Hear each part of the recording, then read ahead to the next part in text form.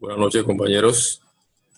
Mi nombre es Samuel Barría, pertenezco al primer grupo de la charla que tenemos el compromiso de brindarles el video correspondiente a medios de contraste.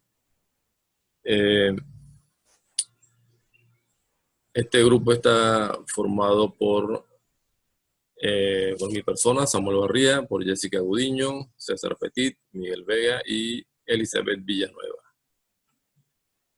Antes que nada vamos a dar una definición de medio de contraste, que es la más generalizada que hemos encontrado.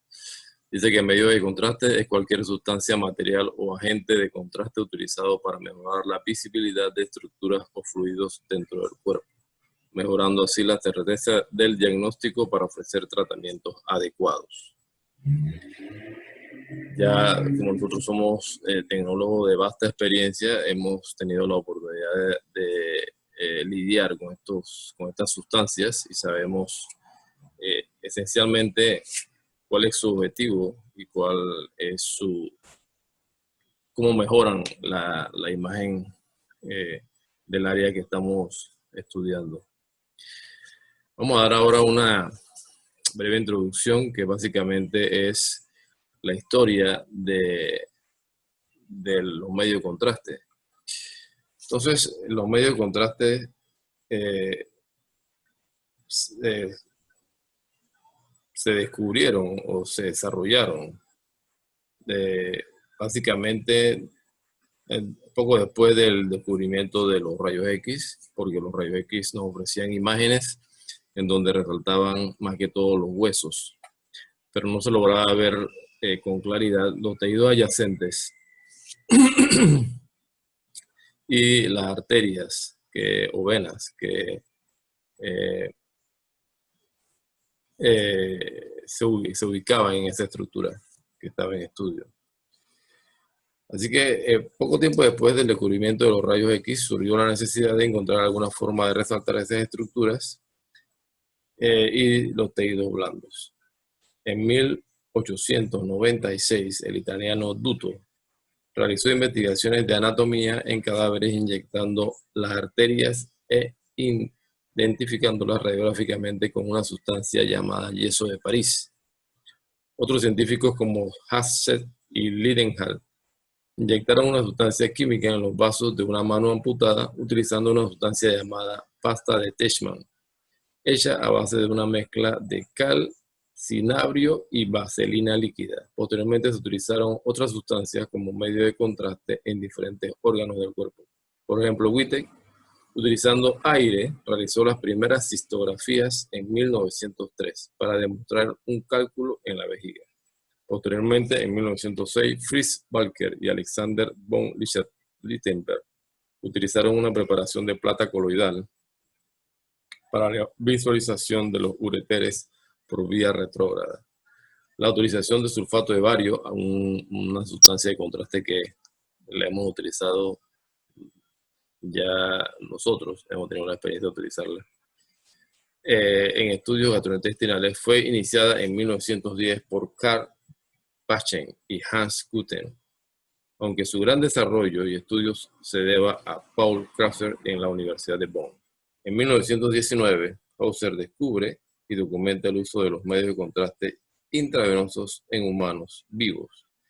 En 1927, Egas Moniz y su colega Almeida Lima realizaron la primera angiografía carotidia con dióxido de torio, que fue retirado porque resulta que era una sustancia que se comprobó que producía leucemia por ser un elemento radioactivo y producía emisión de partículas alfa. Pero el verdadero desarrollo de los medios de contraste es en 1929, cuando Moses Sweet introdujo los medios de contraste ayudados de núcleo de piridina, lo que dieron lugar a los monómeros iónicos. En 1930, en Berlín, se desarrolló un compuesto monoyodado y 2 años después, el medio de contraste con 2 átomos de yodo, o sea, diyodado, el cual mejora considerablemente la opacificación y tolerancia del paciente. Con esto se da entonces inicio a la era de los medios de contraste diyodados, que se utilizaron en los siguientes 20 años en estudios urográficos y, aunque eran de mayor tolerancia por el paciente, no se evitaron las reacciones adversas. En 1950 se desarrolló el primer compuesto triyodado que contenía 3 átomos de yodo y como sal base contenía acetriosato sódico. Pero también esta tenía 2 inconvenientes: la intensa lipofilia y una gran cantidad de afinidad con las proteínas. En 1954 se desarrolla el amidotrizoato y el diatriosato. En 1962 aparecen el iotalamato, todos ellos medios de contraste iónicos hiperosmolares. Yo creo que nosotros utilizamos iotalamato en varias ocasiones. En 1968, Thorsten Almen incrementó el número de partículas de yodo en solución, produciendo así dímeros y trímeros en los aniones existentes y aumentando la hidrosolubilidad a través del uso del grupo hidroxilo, desarrollando el primer medio de contraste no iónico. Eso básicamente es nuestra introducción, porque la introducción básicamente es la historia de los medios de contraste. Ahora sigue, después de mí, la compañera Jessica Gudiño. Gracias.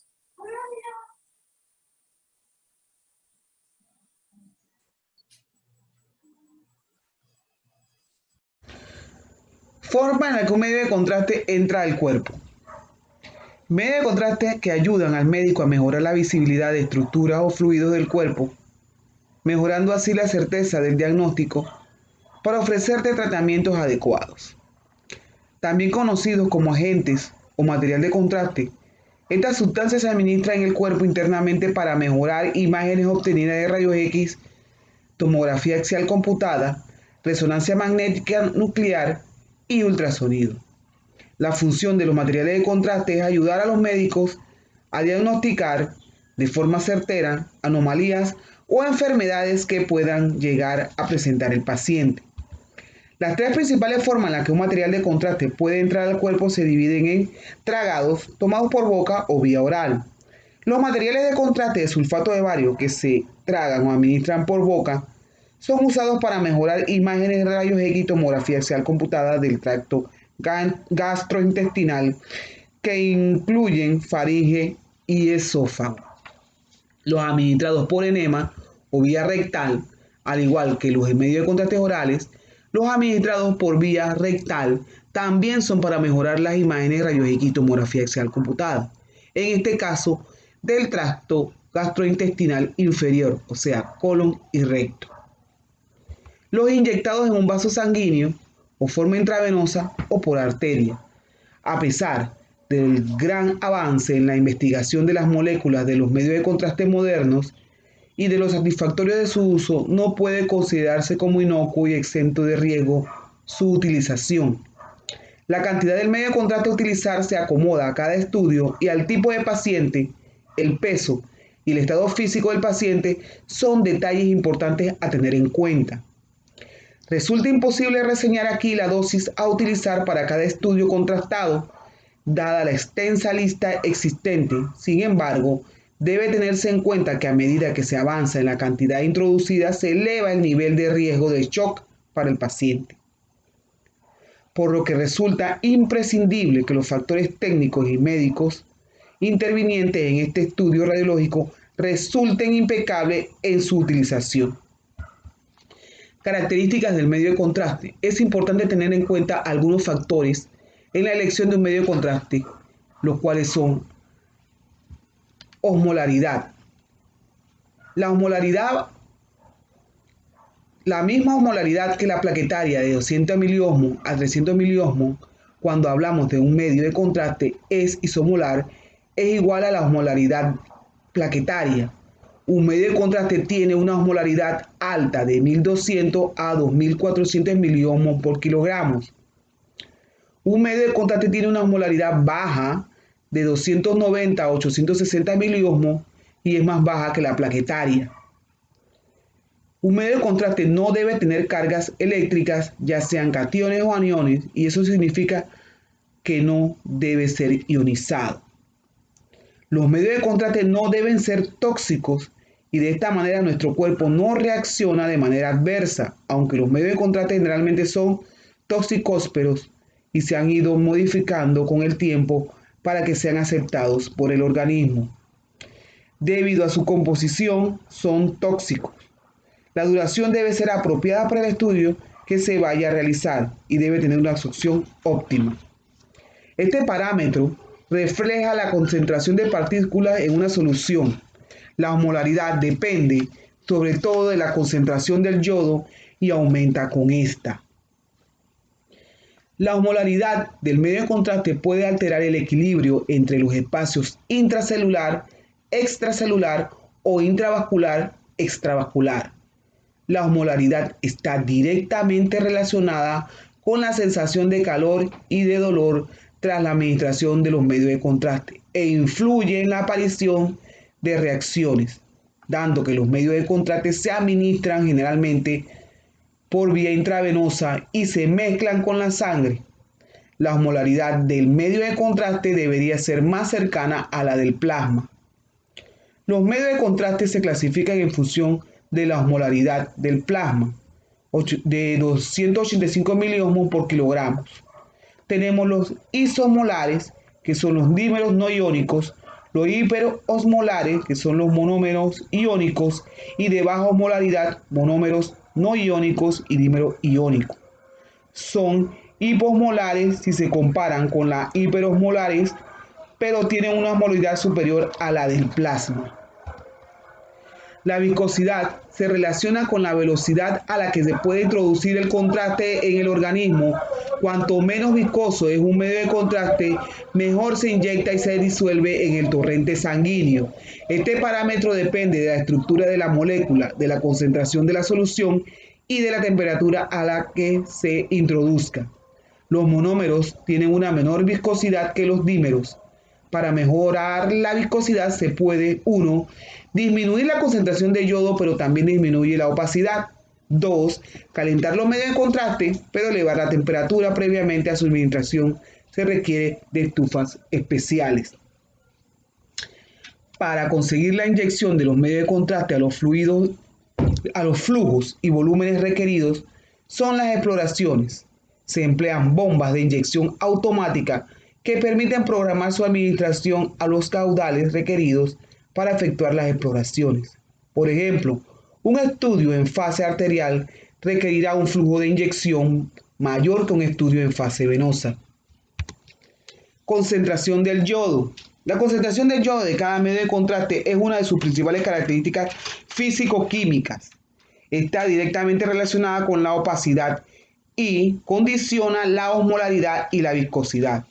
Existe en el mercado, para la misma molécula del medio de contraste, distintas concentraciones de yodo, por ejemplo, 270 y 350 miligramos por mililitros de un mismo medio de contraste, donde el número indica la concentración de miligramos de yodo por mililitro de producto.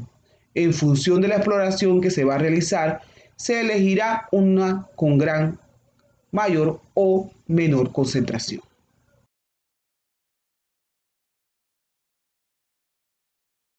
Ya de hoy les voy a hablar sobre la clasificación de los medios de contraste. Los medios de contraste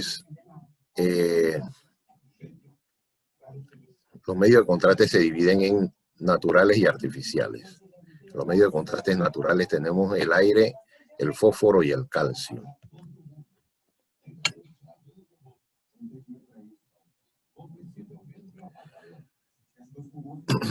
Los medios de contraste artificiales se subdividen en negativos y positivos. Los medios de contrastes negativos están el oxígeno, el aire, el dióxido de carbono, que absorben los rayos X en menor cantidad que los órganos y los líquidos corporales. Entre los medios de contraste positivos está el sulfato de bario y los medios de contraste yodados, en el cual tienen mayor absorción a la radiación, por lo tanto atenúan los rayos X más que el tejido blando y se ven más radiopacos. Los medios de contraste iodados se subdividen en dos grupos. Los medios de contraste liposolubles, que tienen afinidad y pueden diluirse en medios grasos. Son poco reabsorbibles, son bien tolerados por los tejidos, tienen buena opacidad y no se ligan con la materia acuosa. Son de asimilación lenta. Y los hidrosolubles, derivados del ácido triyodo benzoico, son medios de contrastes reabsorbibles y eliminados por el organismo a través de la orina y eliminados individualmente mediante la secreción del hígado. Con su alta densidad generan una buena opacidad. Contamos también con otra clasificación que se divide en 4 grupos, que son los medios de contrastes iónicos monómeros, poseen alta osmolaridad, como el iodotalomato de meglumina o amidotrizoato de meglumina. Medios de contraste iónicos dímeros poseen baja osmolaridad, como el oxalato de metilglucamina. También tenemos los medios de contrastes no iónicos monómeros. También poseen baja osmolaridad. Ejemplo de ellos, el iopamidol, el iohexol, el iopentol, el ioversol y el iovitridol. Y los medios de contrastes no iónicos dímeros, como los isoosmolares.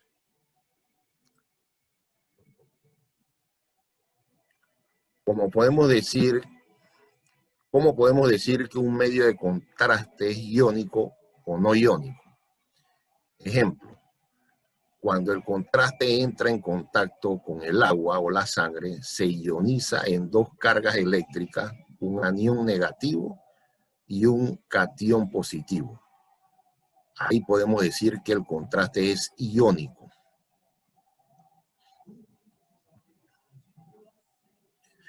Y cuando podemos decir que el contraste es no iónico, cuando entra en contacto con la sangre, no se ioniza y sus partículas se comportan en forma neutra. Los medios de contraste iónicos monómeros incluyen los agentes para estudios uroangiográficos y para colecistografía oral ya en desuso.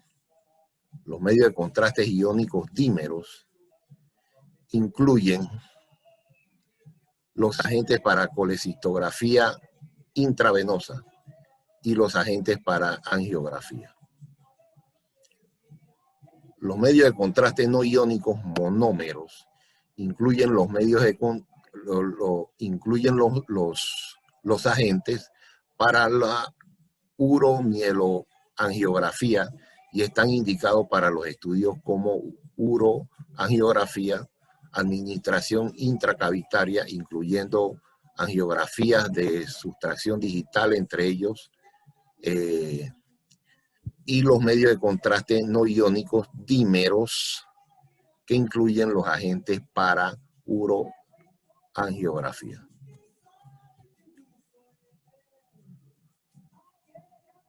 También tenemos que dentro de las clasificaciones de los medios de contrastes están los orgánicos y los inorgánicos. Los orgánicos son hidrosolubles, yodados, y los inorgánicos son el sulfato de bario y los medios de contraste triyodados, que se clasifican en acetrizoatos. Cabe destacar que los medios de contrastes intravascular se clasifican por su vía de administración. Por ejemplo, intraarterial intravenosa, intracavitario, intramuscular, intratecales, intraperitoneales, entre otros. También se clasifican por vía de eliminación, por vía renal y vía hepatobiliar. Estas son las más comunes. La clasificación de los medios de contraste por su vía de acción, como los uroangiográficos y los mielográficos. También los medios de contraste se pueden clasificar dependiendo de la clase de estudio, como la tomografía computada, la urografía, angiografía. Se utilizan los medios de contraste yodados. Son ejemplos de ello. Colon por enema, serie esófago gastroduodenal. Utilizamos los medios de contraste como el sulfato de bario. En la resonancia magnética, los medios de contraste basados en gadolinio, que es una sustancia paramagnética, o ion metálico con electrones no pareados.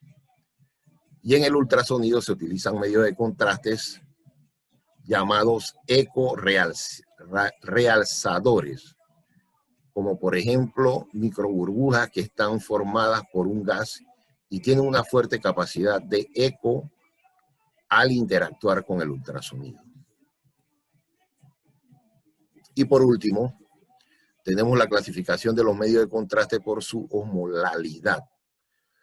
Los hiperosmolares son medios de contrastes iónicos, como su nombre lo dice, tienen osmolaridad alta y no deben utilizarse para la mielografía por su neurotoxicidad o por el árbol bronquial por riesgo de edema pulmonar. A mayor osmolaridad, mayor serán los efectos adversos. Tenemos también los hipoosmolares, son medios de contraste no iónico con osmolaridad baja. Y los medios de contraste isoosmolares que tienen la misma osmolaridad que la sangre. Estos son los medios de contraste ideales. Los efectos adversos han disminuido debido a la creación de estos. Muchas gracias.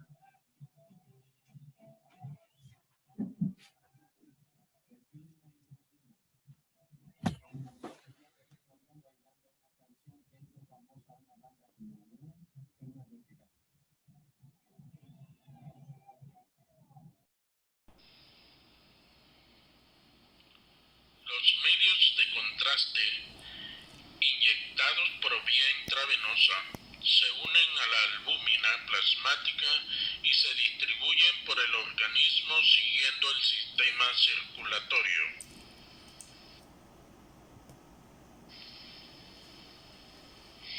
Desde su inyección se inicia el paso al espacio extravascular, alcanzando el espacio intersticial a través de los poros del endotelio, pero no se introducen en el interior de las células.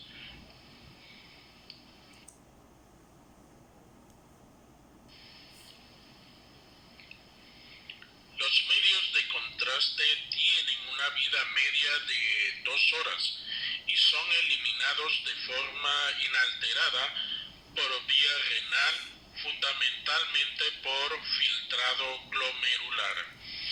De esta forma, a las 24 horas de su administración, se han excretado como el 90% de la dosis administrada.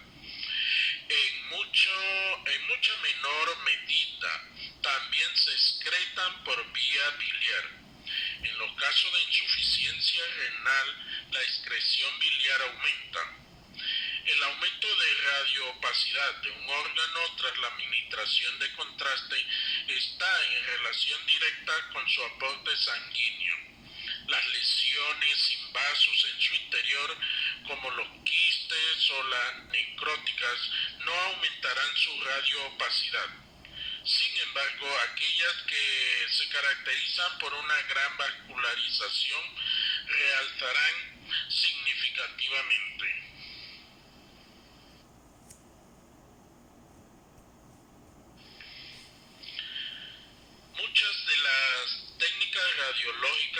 utilizadas actualmente requieren de la administración de medios de contraste para optimizar la información que de ellas se obtiene. Por lo tanto, cualquier otro efecto que produzca un contraste radiológico distinto al de modificar el comportamiento de los tejidos en las diferentes modalidades de imagen debe considerarse una reacción adversa o efecto secundario del fármaco.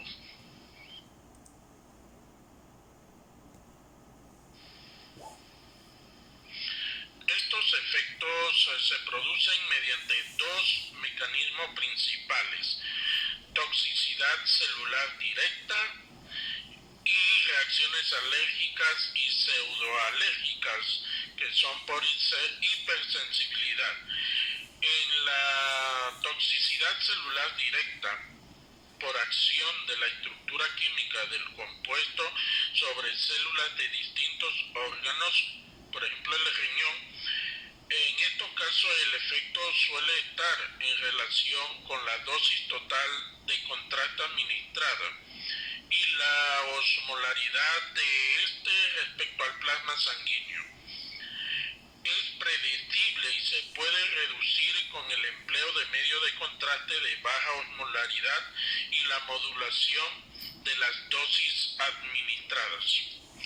Entre las reacciones alérgicas y pseudoalérgicas, la acción directa de los medios de contraste sobre células del sistema inmunitario que liberan mediadores químicos como la histamina y las inmunoglobulinas.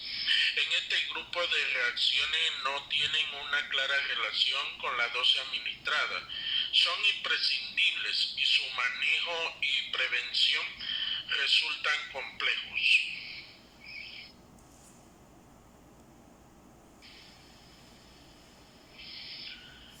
Las reacciones adversas no renales las tenemos como las agudas, las tardías, las muy tardías. También vamos a hablar sobre esos, de las reacciones adversas no renales. Por ejemplo, las agudas se definen como una reacción adversa que ocurre en el plazo de 1 hora tras la inyección de contraste, pero su intensidad se clasifican en 3 también, en leve, moderada, grave. Leves son normalmente autolimitadas, duran poco tiempo y no requieren tratamiento. Ejemplos de estas serían las reacciones cutáneas como el enrojecimiento de la piel, el prurito y la urticaria, náusea, vómitos leves, dolor en el lugar de la inyección y cefalea leve. Entre la moderada, que incluye grados mayores de los síntomas y signos leves mencionados, son ejemplos como los vómitos perintensos, la urticaria es más marcada, los grados moderados de broncoespasmo, hay edema laríngeo facial y la reacción vasovagal. En estos casos debemos valorar el tratamiento médico. En lo grave tenemos como el shock anafiláctico, la parada respiratoria, la parada cardíaca, convulsiones y pérdida de conocimiento.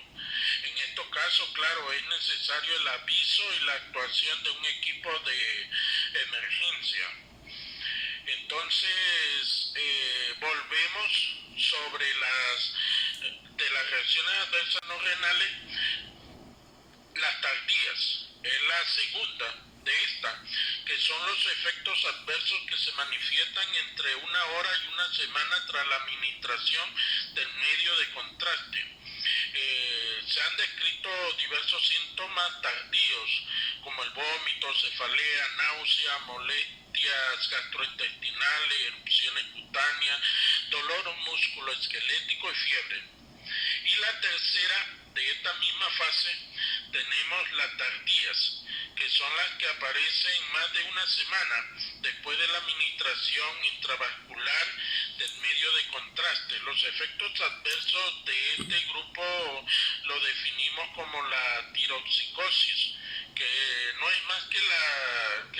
relaciona con el uso de medio de contraste iodado y es un síndrome producido por niveles excesivos de hormona tiroidea circulante en el plasma sanguíneo y se caracteriza por pérdida de peso, nerviosismo, fatiga y palpitaciones. También podemos decir que aquí, en este ciclo, se encuentra la fibrosis sistémica nefrogénica, que se relaciona con el uso de medio de contraste de gadolinio y constituye la principal reacción adversa muy tardía secundaria al uso de este tipo de contraste.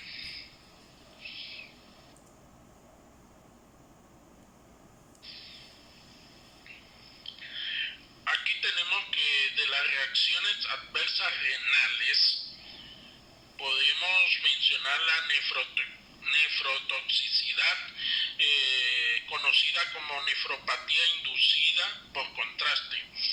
Es una de las principales complicaciones de los medios de contraste radiológico. Se define como un deterioro de la función renal. Ocurre a los 3 días siguientes de la administración intravascular de un medio de contraste en ausencia de otra causa.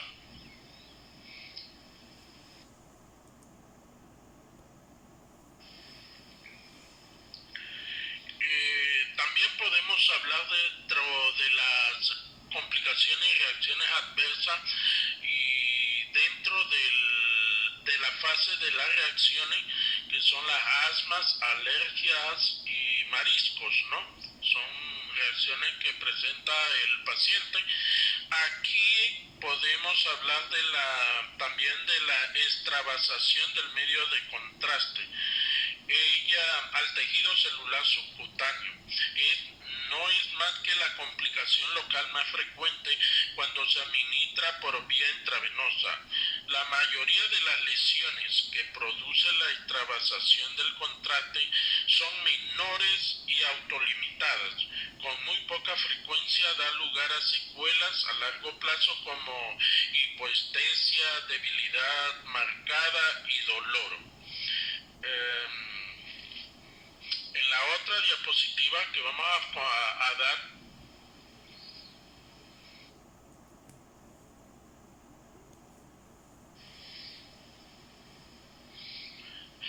aquí entre la extravasación del medio de contraste tenemos que hay relacionado con la técnica el uso de las agujas metálicas, sitio no óptimo para la inyección, uso de medios de contrastes hiperosmolares y la administración de grandes volúmenes.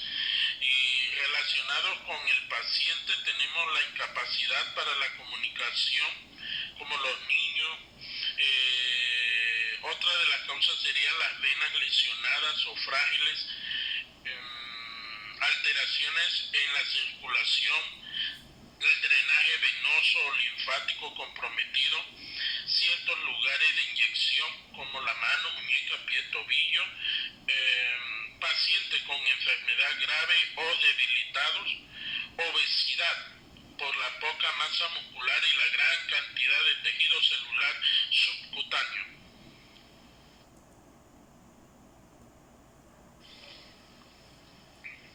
Otras complicaciones de los contrastes iodados serían los efectos pulmonares del medio de contraste iodado, efectos en sangre y endotelio del medio de contraste iodado, y en este caso también la metformina, que es un antidiabético oral de excreción renal.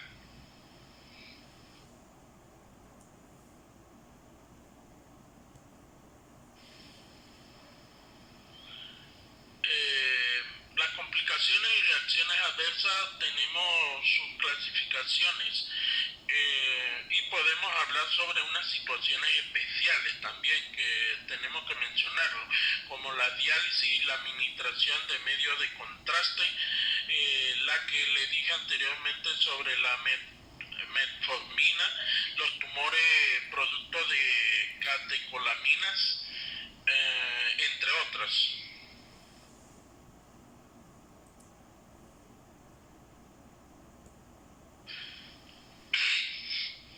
Las complicaciones y reacciones adversas también, como le había dicho anteriormente, podemos destacar las reacciones leves, que son náusea, vómito, urticaria limitada, palidez. Tenemos las dos, serían como las reacciones moderadas, que son vómitos severos, urticaria extensa, edema laríngeo y disnea. Y las tres, las reacciones severas, que lo que mencionamos anteriormente, también estas cuentan con la edema pulmonar, arritmia cardíaca, colapso circulatoria, inconsciencia.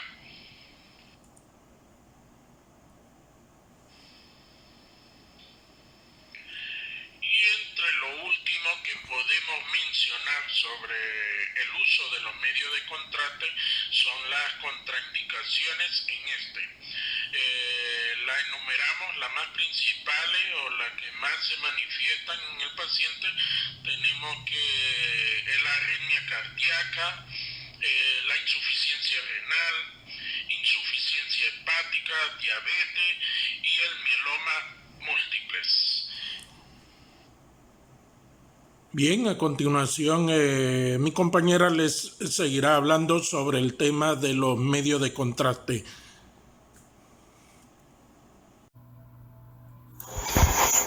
Exámenes importantes con medios de contrastes. Estos exámenes se hacen con contraste de iodado, la angiografía, tomografía con contraste, radiografía convencional, aplicar directamente a las cavidades corporales el tracto gastrointestinal, tracto urinario y ecografía. También tenemos otros exámenes con medios de contrastes como donde usamos positivos y negativos, la cual hacemos el colon por enema, serie gastrorenal, esofagograma, ilio terminal, etc. Debemos también tomar en consideración las prevenciones. Estas prevenciones se aplican tanto a pacientes niños como a adultos. Debemos tomar en cuenta tener siempre una vía venosa permeable lista para realizar dichos exámenes y también para aplicar cualquier medicamento en caso de reacción. Esta vía permeable va a permanecer durante el estudio. Debe retirarse 30 minutos después del examen. Debemos revisar bien el nombre del paciente, la fecha y hora de administración del medicamento, del medio de contraste que vamos a utilizar, la dosis que vamos a utilizar también debemos tener mucho cuidado, y la fecha de vencimiento de dicho medio de contraste. También tiene que quedar plasmado el responsable de la administración del estudio. Debemos tomar en cuenta que al suministrar estos medios de contraste debemos estar muy atentos 5 minutos después de haberlo aplicado, dado a que estos contrastes pueden ocasionar trastornos en el paciente y algunas reacciones alérgicas. Podemos mencionar algunas como vómitos, diarreas, náuseas, etc.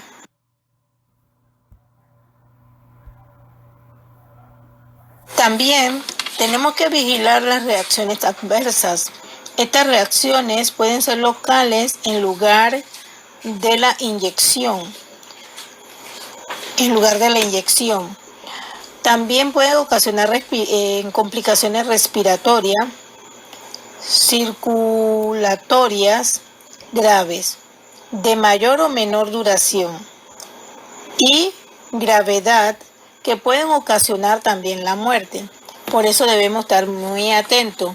Es necesario usar prevención para que no traigan consecuencias de urticaria, broncoespasmo, edema,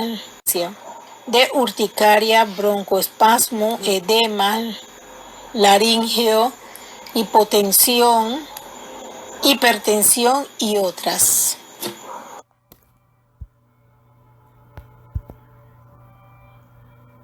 La prevención farmacológica no la podemos pasar por alto, ya que las recomendaciones se basan en las guías y consensos más que en la medicina basada en la evidencia.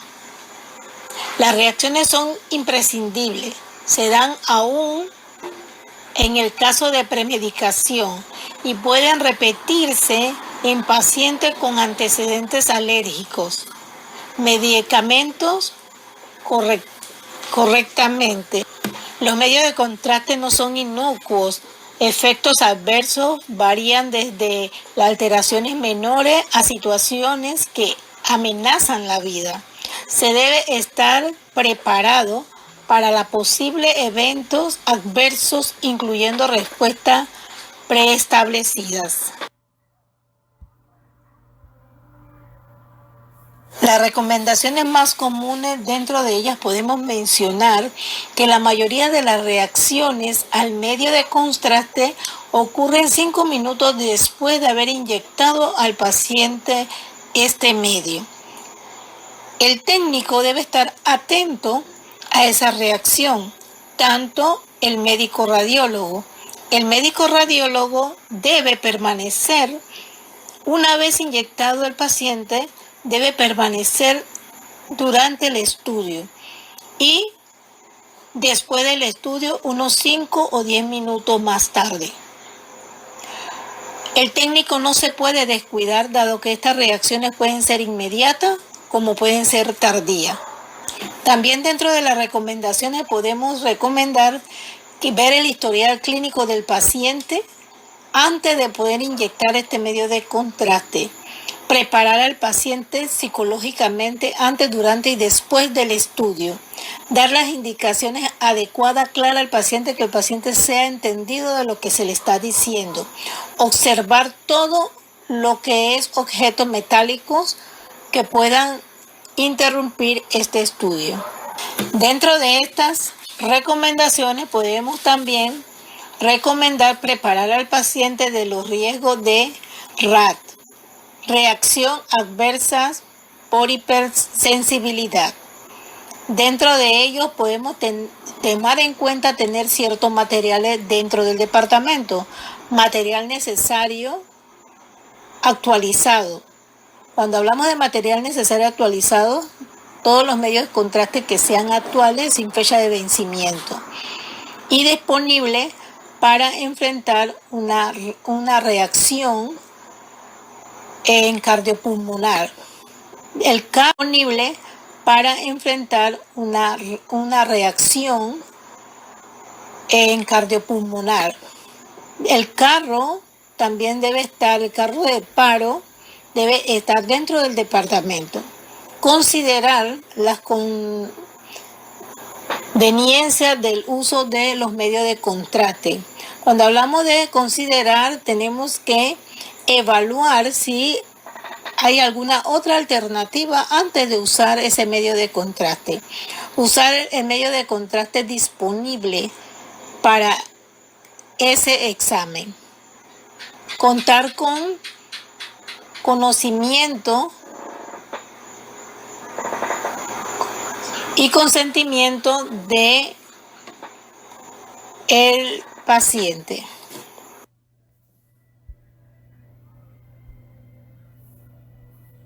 Conclusión. Estos medios de contraste son aceptados por el hígado y otros órganos. Se han demostrado resultados favorables durante su aplicación. Puede ser importante el manejo radiográfico de los pacientes, evitar las exploraciones innecesarias con estos medios de contraste. Aunque el uso del contraste forma parte de la rutina de varios hospitales, es necesario tener una mayor familiarización para que el uso se extienda en la práctica clínica. Sabemos que también pueden ocasionar reacciones adversas, pero con un buen uso y con un buen conocimiento podemos tener favorables resultados. Muchas gracias.